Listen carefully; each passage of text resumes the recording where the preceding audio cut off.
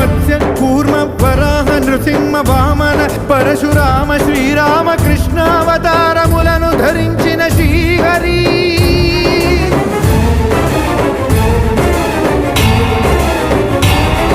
అవతారకుడౌ అవతారమూర్తిగా సాక్షాత్కరించి ధరింపజేయవ